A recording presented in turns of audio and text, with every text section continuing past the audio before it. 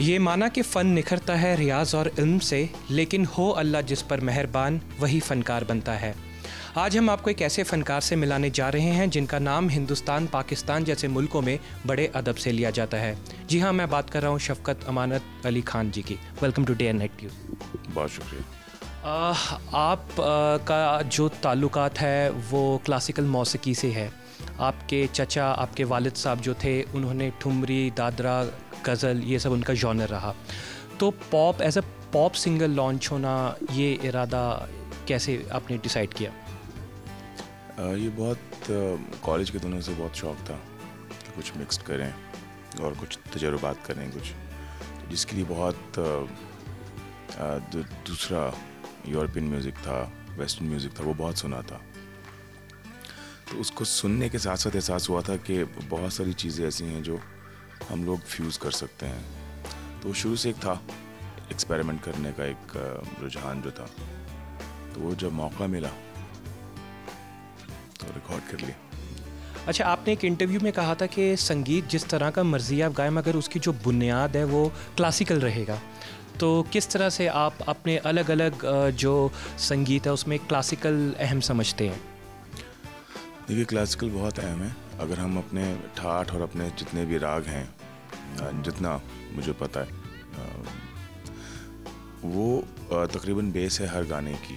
आपको हर गाने, किसी ना किसी गाने में किसी ना किसी राग की कोई ना कोई झलक या कोई शक्ल ज़रूर नज़र आ जाती है।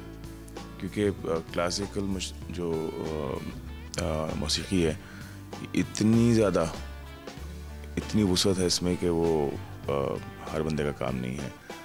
लेकिन जैसे जैसे आप इसको एक्सप्लोर करते जाते हैं तो आप रियलाइज़ करते हैं कि जो बहुत सारे गाने, मतलब maximum number, I think out of 99.9% जो सॉन्ग्स हैं, वो किसी न किसी राग की शक्ल ज़रूर साथ एक लेके चल रहे होते हैं, या उसमें आप निकाल सकते हैं शक्ल किसी राग की। आप पाकिस्तान के बैंड फ्यूजन से ताल्लुक़ रखते थे, वहाँ पे आपने गाने भी गाए हैं पाकिस्तान में। तो किस वक्त आपको एहसास हुआ कि अब वक्त आ गया कि हिंदुस्तान में भी गाया जाए, अपना जो फ़न है उसको हिंदुस्तान में भी दिखाया जाए? जो एल्बम थी सागर, जो मैंने एक बैंड जो फॉर्म किया था, उसको हमने वहाँ पे भी रिलीज़ किया था, यहाँ इंडिया में भी।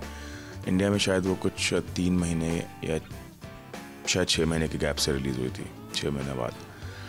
तो बस उसी वक्त से जब वो यहाँ पे रिलीज़ थी एल्बम यहाँ पे, तो उसी वक्त से लोगों ने आंखों के सागर को बहुत पसंद किया। अखियाँ बहुत उस वक्त पॉपुलर था। फिर उर्मिला मातोंडकर आई थी पाकिस्तान। एक NGO ने एक कैंपेन शुरू किया जिसका नाम था मूविंग क्लोज़र, जिसके लिए प्रहलाद काकड़ थे यहाँ से, उर्मिला मातोंडकर थी, और बाकी बहुत सारे टेक्नीशियंस और बहुत सारे आर्टिस्ट भी आए थे। लेकिन उस पूरे डेलीगेशन को हेड कर रही थी उर्मिला और प्रहलाद। तो वो आए थे पाकिस्तान वाली साइड से। रेशम एक एक्ट्रेस हैं, शामिल खान एक एक्टर हैं, और फ्यूजन बैंड जो था ये उस वक्त उसका हिस्सा बना था, और उसके लिए गाना हमने किया था दीवाने। तो वो भी चल रहा था। फिर उसके बाद से फिर आना जाना शुरू हो गया। फिर हमें प्रगति मैदान में पहले दफ़ा आए थे यहाँ पे दिल्ली में परफॉर्म करने के लिए, और उसके बाद फिर हम बॉम्बे गए।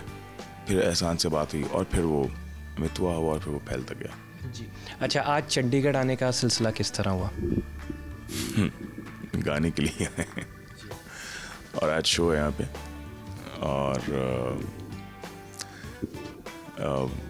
अभी तक जो इस MTV अनप्लग्ड के जो शोज़ रहे हैं वो बहुत सक्सेसफुल रहे हैं। तो we hoping a large number of audience tonight इंशाल्लाह। जी। अच्छा, अब खान साहब, आपने बॉलीवुड में भी काफ़ी मकबूलियत हासिल की है, काफ़ी गाने गाए हैं अपने बॉलीवुड में। तो जब से आप बॉलीवुड में गाने लगे, आपको कहीं ना कहीं एहसास हुआ या लगा कि शायद जब भी आप म्यूज़िक कंपोज़र के अंडर गाते हैं आप बहुत रिस्ट्रिक्ट या उनके लहजे से आपको गाना पड़ता है, तो वो फ्रीडम की कमी को आप महसूस करते हैं? देखिए, फ्रीडम की कमी को तो नहीं, वो बहुत चैलेंजिंग होता है। बिकॉज़ अपने सारे गाने जो भी बंदा गाता है, बनाता है खुद, वो अपने इन एंड आउट्स देख के अपने वीक एरियाज़ को एड्रेस करता है, और अपने स्ट्रॉन्ग जो एरियाज़ होते हैं उनको ज़्यादा उजागर करता है। तो मेरा ख्याल है कि दूसरे उनकी कॉम्पोजिशंस गाना वो एक चैलेंज की तरह होता है हर सिंगर के लिए, और इसमें बहुत मज़ा है। अगर आप इफ़ यू ट्रू सिंगर तो आपको बहुत मज़ा आता है, बिकॉज नई नई कॉम्पोजिशंस गाने को मिलती हैं, नए नए आइडियाज़ मिलते हैं, और जो आपके जहन में शायद नहीं आ रहे और दूसरा आपके लिए सोच रहा है, तो it's always fun yet challenging. अच्छा, जैसे पाकिस्तान में सिक्योरिटी रीजंस के कारण शोज़ बहुत कम होते हैं, जो कि रियली टैलेंटेड कलाकार होते हैं, उन्हें अपना शो करने में गुरेज करते हैं वो, तो आपको लगता है कि पाकिस्तान के हालात जो हैं वो पहले से सुधर रहे हैं या कभी सुधर सकते हैं, जिसमें जो नए टैलेंट्स हैं उनको भी अपना जो टैलेंट है शोकेस करने का मौका मिले? देखिए, दुनिया में हर जगह पे हालात ख़राब रहे हैं। लंदन जैसी जगह पे भी ख़राब रहे हैं। श्रीलंका एक ज़माने में तमिल टाइगर्स थे और बहुत तंग कर रहे थे वहाँ पे। इसी तरह दुनिया में हर जगह पे हालात ख़राब रहे हैं, तो उन हालात से लड़के ही मुल्क बाहर निकलते हैं। कभी ना कभी आता है ये वक्त हर मुल्क पे, तो वो भी पाकिस्तान भी इस वक्त फ़ाइट कर रहा है उन हालात के साथ और लड़ रहा है, और hopefully will get out of it. लेकिन जैसे आपने कहा कि सोशल इस वक्त वहाँ पे जो सिक्योरिटी रीजंस हैं उसकी वजह से शोज़ बहुत कम हो रहे हैं, तो उसकी वजह से जो आर्टिस्ट हैं जितने भी वहाँ पे वो फिर भी जितना भी और जैसा भी काम कर रहे हैं वो कर ज़रूर रहे हैं वहाँ पे। और आने वाले वक्त में आपके कोई नए प्रोजेक्ट्स फिल्मों में या आपकी कोई सोलो एल्बम? जी, एल्बम पे काम चल रहा है। वो मतलब चल रहा है एज इन लाइक अभी हमने सिर्फ सोचना शुरू किया है कि एक एल्बम हो, उसका डायरेक्शन क्या है, गाने किस तरह के बने, वो सब हम डिसाइड कर रहे हैं। और बॉलीवुड की बहुत सारे जो प्रोजेक्ट्स हैं वो पाइपलाइन में हैं और सून विल बी आउट। हमसे बात करने के लिए बहुत बहुत शुक्रिया, थैंक यू सो मच। तो ये थे हमारे साथ शफ़क़त अमानत अली खान, जिनका मानना है कि पाकिस्तान के हालात फिर से ठीक हो जाएंगे जब जो नए टैलेंट्स हैं, नए लोग हैं, कलाकार हैं, उन्हें अपना फ़न दिखाने का मौका मिलेगा। ये थी हमारी उनके साथ खास बातचीत। कैमरामैन विनय के साथ Jaideep Mitra, day and night news, Chandigarh. खबरों की दुनिया में आइए, हमारे साथ कहीं भी और कभी भी जुड़िए। हम मिलेंगे फेसबुक पर, हम दिखेंगे यूट्यूब पर, हमें फॉलो कीजिए ट्विटर पर। खबरों के साथ बने रहिए रात दिन।